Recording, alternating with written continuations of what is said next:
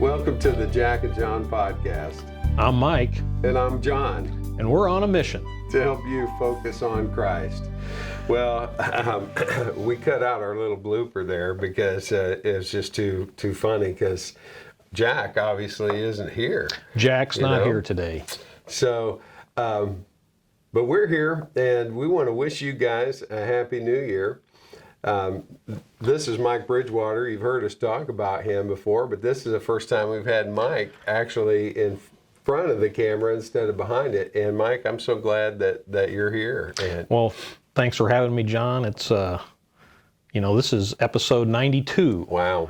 We've been doing this now for almost it'll be 2 years coming up, I think, in February or March or something like that. So it's been a lot of fun. Obviously, we started doing this just to spend some time with Jack, but to get to know you more over the last 2 years has been fun and exciting. And I'm just glad to be here today. Had a couple days off here leading up to the new year, and look forward to chatting for a few minutes. Absolutely. Hey, first off, I need to mention that nothing is wrong with Jack, okay?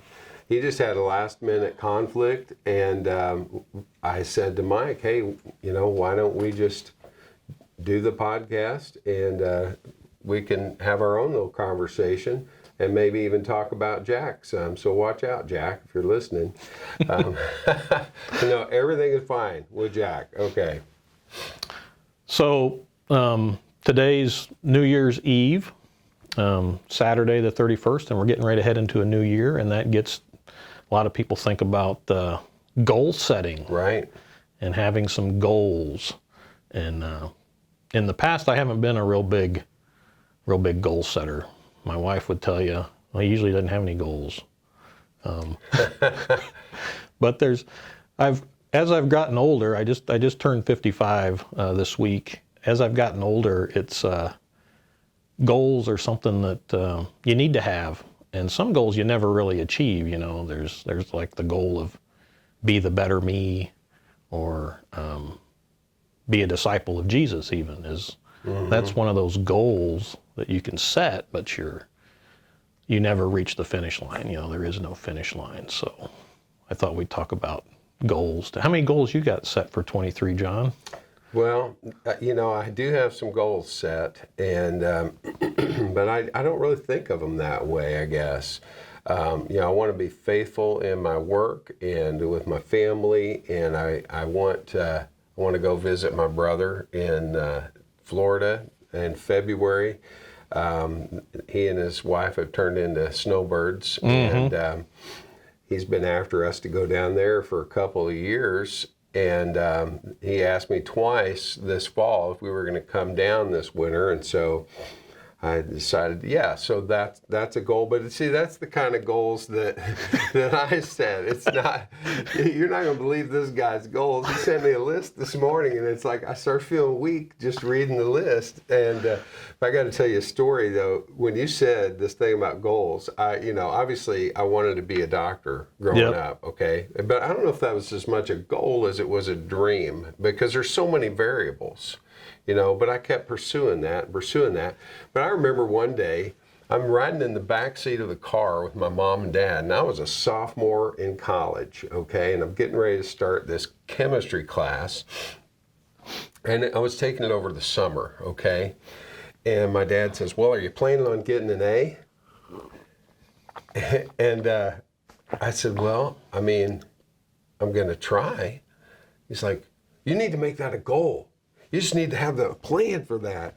And it is what I wanted, obviously, and I did get an A in the class, but I was kind of intimidated by thinking about it that way, and I still get like that with goals. I don't know how you are with that. Well, goals and plans.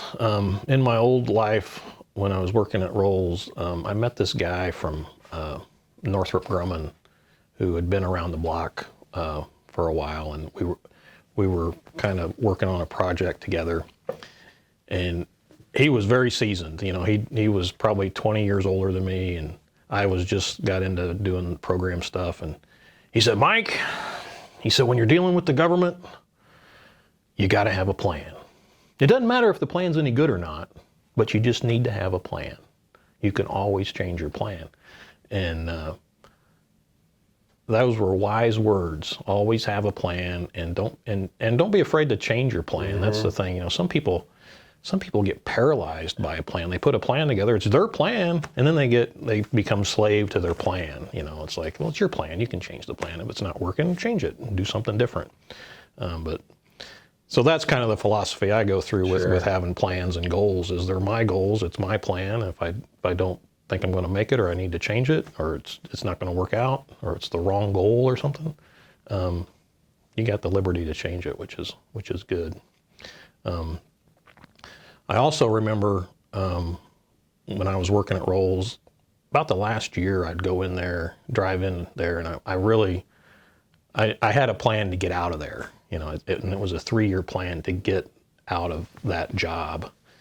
And I remember going in there for like the last couple of years, I'd go sit in the parking lot and I would read Romans 12, that first verse of Romans 12 about, you know, don't be conformed to this world, but be transformed by the renewing of your mind. And that verse is kind of like how I set my goals now is you had a bunch of F words there. You said February, Florida, you know, and different things. And really my goals come down to 3 F words as well. Okay. See where your mind is, John? We did not plan on using F words in our podcast. That was never part of the plan. But well, a good friend of mine who's a preacher, you know, he always has, you know, like 3 points, and if he's on a really good roll, they always start with the same letter. Sure. So, and that's like, and that's the way I look at goals. You got goals of fitness, you know, like your physical self, taking care of yourself, and you got your family, and you got your faith. So those are really the three pillars of what you're sitting on as a human being to balance those 3 things. And the fitness is not like I'm going to fit this pizza in my mouth. It's fitness as in I'm going to take care of this body and master this body and not be a slave to it, because it's so easy to become, you know, a glutton. And I exercise quite a bit, but I still overeat every day. You know, that's the hardest challenge for me is eating. There's so much abundance of food, and not nutritious food and not healthy food. So having a goal around fitness and food and diet that's a major important thing for me in 2023 is to challenge that demon and beat that demon in 2023 of just eating poorly. Just eat healthier is one of my major goals to start with. Yeah. Yeah. I'm kind of on that same vein, and honestly, I've had patients comment on it. I'm down about 30 pounds. Just being honest here, I've gained 5 pounds through the Christmas season here. I've gained 11 pounds this month. This month, okay. Well, see, now I guess I don't feel too bad then. Yeah. No, but it's just all the stuff that's been around, right? And it's more the quantity for me of what I've been eating, and you know, lots of goodies. Yeah. You know, sweet treats, cookies. You know, my wife made this British pudding, which I love. It reminds me of the plum pudding I used to get as a kid. We'd go to the Madrigal dinners at IU. My mom loved that kind of thing, and I was the youngest, and she would drag me out to that stuff, and I just learned to really like all that kind of stuff. And it would just be me and her with, you know, a bunch of strangers sitting at these tables, but they would bring out the plum pudding, and of course they'd pour brandy on it and then light it on fire, and I thought that was the coolest thing ever. But this British pudding she makes just tastes very much like that. And I got to tell you, it's also really good with just a little bit of cream on top of it. A little bit of ice cream. Yeah, so there's my 5 pounds. Yeah. But I'm going to, you know, work hard this winter and spring to, you know, renew that trend that I'm on to keep that going. And I got to be honest, it's not it's not, I mean, yeah, it's a healthy thing to do, but that wasn't what inspired me to do it. What inspired me to do it was the gaps in my shirt, you know, and my wife looking at my belly and saying, you can't wear that shirt anymore. And then also watching this podcast back, Yeah. you know, I'm like, who's that old fat guy? I'm like, and those, I guess you could call it vanity. That was the thing that finally was the motivational switch for me. I think everybody needs that. They've got to have some kind of a trigger for it. Yeah, I mean, when you asked me to talk today, it was like, yeah, I'm going to do that because I want to document this today. Yeah. And then in There you 75 days, we'll see Accountability right there. If Mike meets his goal on losing Well, some weight. I'll throw this out there too. My goal, I don't want to say 60 pounds, okay, from where I started, because I don't honestly think that's a realistic place for me to sit. But I want to lose more than 50 pounds from where I started. And That's a noble goal. yeah, so I've got another 20 some pounds to hit to get there. And that's what I want to do for this year. Well, if I can do what my plan is, by middle of March, I'll lose 43 pounds. That's my goal right now. So we'll see if that happens or not. And that involves quite a few different things of exercise, changing my diet, doing some fasting in there, and just being very intentional about what I'm eating and not eating, empty calories. This sounds strange, but you cannot outrun an Oreo cookie. You know, you can eat 10 Oreo cookies in about 3 minutes. Those fudge covered ones, they're 100 calories a piece. Yeah. And it'll take you 100 minutes of hard exercise to burn that off. So you cannot outrun a cheeseburger, an Oreo cookie, or anything. You're just better off not eating it in the first place. I mean, unless you're training for the Olympics or something. Yeah. You know, I mean, those guys seriously can do it. You know, Ransford, my oldest, when he was training for the Little Five, he couldn't keep any weight on. And he asked me what to do. I said, we got to eat more food. Yeah. You know, if you're burning 13,000 calories a day. He was burning a ton of calories and he just couldn't keep the weight on. But anyhow. But a normal person just sitting around all day, maybe burns 1,500 calories, maybe. You know. Well, hey, Jack, I did it. Mike, let's read that passage you're talking about, Romans chapter 12 and verse 1, and I'm going to read it through verse 2. So, and this, by the way, is the New Living Translation. And so, dear brothers and sisters, I plead with you to give your bodies to God because of all He has done for you. Let them be a living and holy sacrifice, the kind He will find acceptable. This is truly the way to worship Him. Don't copy the behavior and customs of this world, but let God transform you into a new person by changing the way you think. Then you will learn to know God's will for you, which is good and pleasing and perfect. I really like the way that this words that, because changing the way you think is really what it's all about. And, you know, you hear that word repentance, and repentance sounds, I think, to a lot of people kind of harsh and negative. Yeah. And mostly because usually it's a reddened, angry face and a pointing finger that's saying it, you know. But the word literally in Greek means change the way you think. You got to change the way you think. Yeah. And I think that's so much of what Jesus is about to us is, you know, we're trapped in this flesh for the whole of our human existence.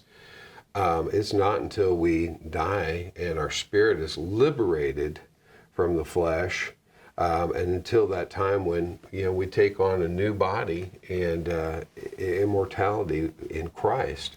But up to then, you know, we're bound by the constraints of this mortal flesh. It's waging war against you. It is. Every day. It's waging war against you. Paul writes in Romans about, you know, doing the things you shouldn't be doing and doing these things. And it's like, Well, at least he struggled with the same thing, and that makes you feel a little bit better. But Yeah. it is a daily struggle in this, this living, present yourself as a living sacrifice, and it's so easy to crawl up on the altar and then crawl right back down off. That's the challenge of your flesh just waging war continuously with, hey, I know what I need to be doing, but the flesh is so strong. And I think it's important to, when Paul wrote these words, yeah, when he, the older translations that we've used have said, by the renewing of your mind, okay? No longer transform or conform to the pattern of this world, but be transformed by the renewing of your mind. That verb in the Greek language it's not an instantaneous renewal. It's not like you got a new brain, new way of thinking. No, it implies an ongoing process. And so, you're talking about goals, and I don't want this to sound lofty or fake or anything like that, but no, realistically for me, one of my goals is to surrender to Christ, because we make it work so much. It's like people always want to point out that there's a thing going around on the internet now about God doesn't love you the way you are, or He doesn't accept you the way you are. He loves you the way you are. I'm like, I'm not sure what the difference is there, because when Jesus is telling the story about the prodigal son, yeah, the father doesn't stand there with his arms outstretched saying, "Oh, whoa, whoa, whoa, whoa, whoa, wait a minute, you need to take a bath and get on some clean robes because I can't touch you." yeah, No, the father runs to the son, wraps his arms around him, pulls him in close. That, to me, folks, is acceptance. yeah, And that is love. It's both. And Jesus has made it clear to us that our work isn't to make ourselves perfect. It's to admit that we're not. yeah, And to surrender to Him. He told His disciples, He said, your work is to believe. yeah. Let me take care of the rest. That's what I feel like He's saying. And so I do think, and this applies too to some of these New Year's resolutions or goals or whatever you want to call them, because it's like you were saying, that sometimes you can get paralyzed by your goals. Yeah. And I think it's partly because we beat ourselves up. If we're not measuring up to our own standard that we've set for ourselves, we look at that as a failure, and then we beat ourselves up. Yeah. I'm going to real quick tell a story. I had a patient one time who was particularly overweight, okay?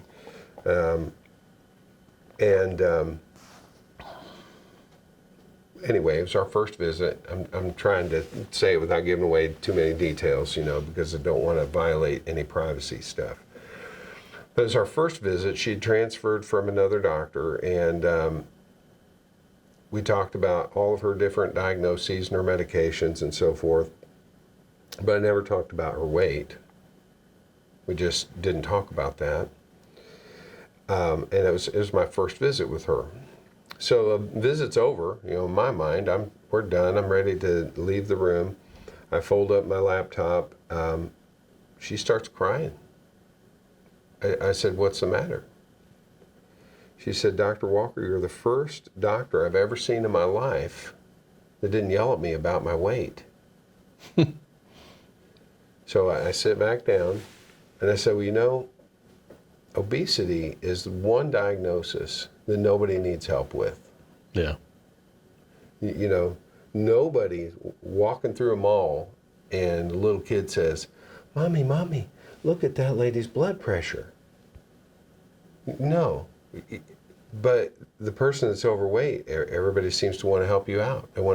My mom, I used to think my grandma was trying to be helpful. I didn't know how hurtful she was being. This is my dad's mom, so her mother-in-law. Every year for her birthday, she would get her some kind of diet book. And I remember saying, "Mom, she's only trying to help." And it's like, that is not helping. That is not helping. So anyway, the reason I bring this story up is because I think this poor woman had been beating herself up about her weight for so long. She was ready for it. And when I didn't do it, it was like she gave herself permission to not beat herself up. Because I didn't do anything special in that visit. Yeah. I didn't say, here's how you need to lose your weight. This is what you need to do. This is what you need to focus on. None of that.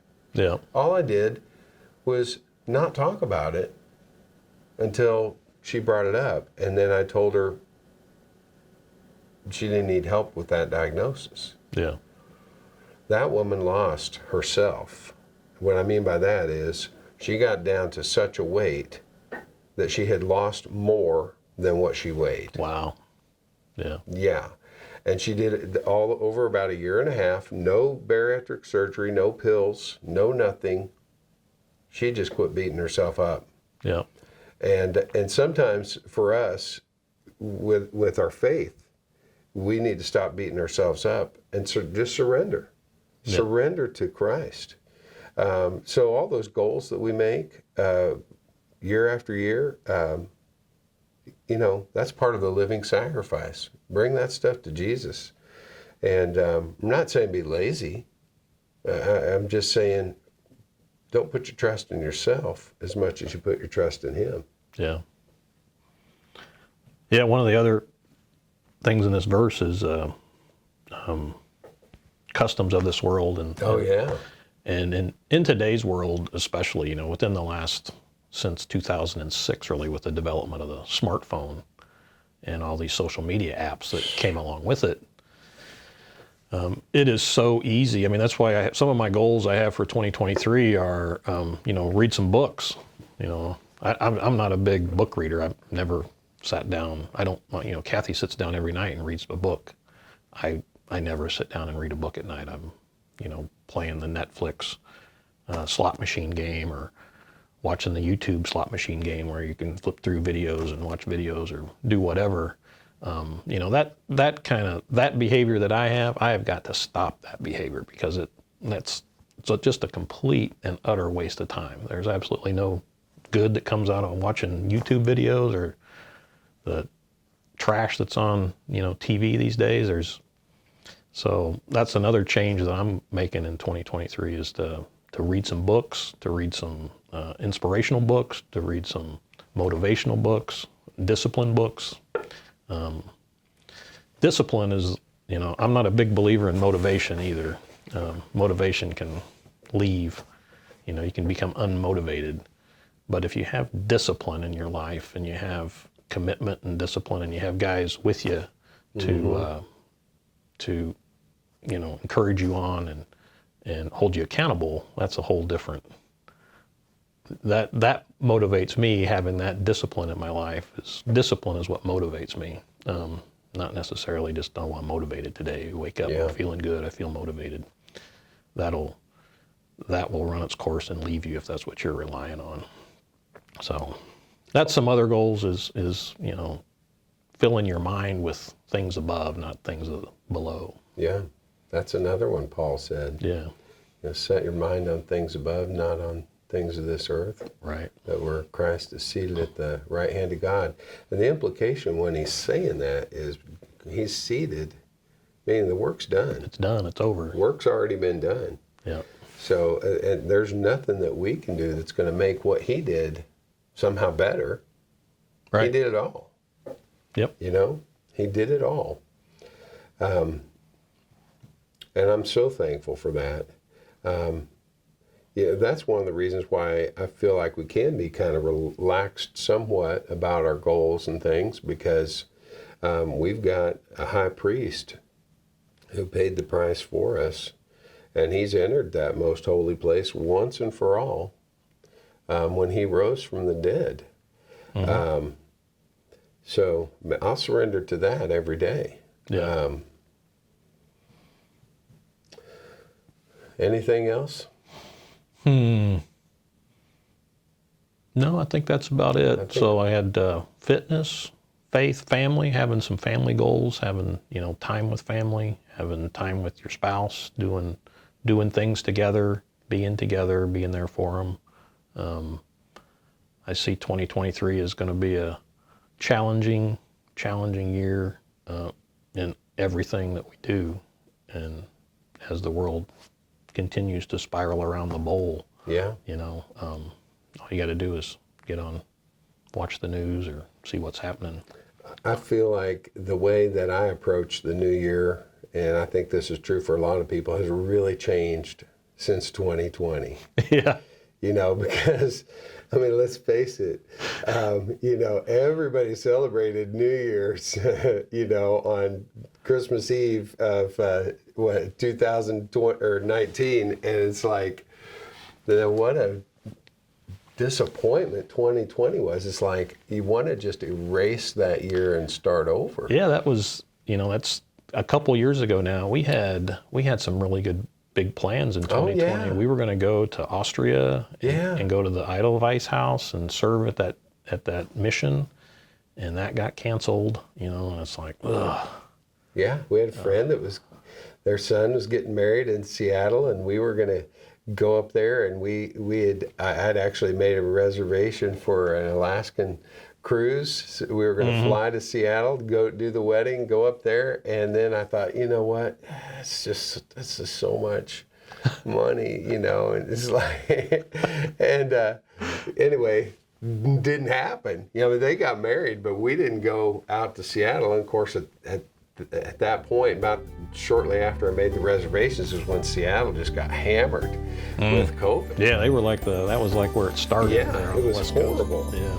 So, anyway, our prayer is that 2023 is not going to be anything like that, but that we're going to have a great year. And that's what we wish for everybody. So, guys, thank you so much for joining us. Jack, we hope that you're enjoying watching, and we hope you appreciate the fact that we didn't diss on you or say any bad things about you, but we miss you, and we look forward to you being back here with us. So we'll see you guys in the new year. Bye-bye.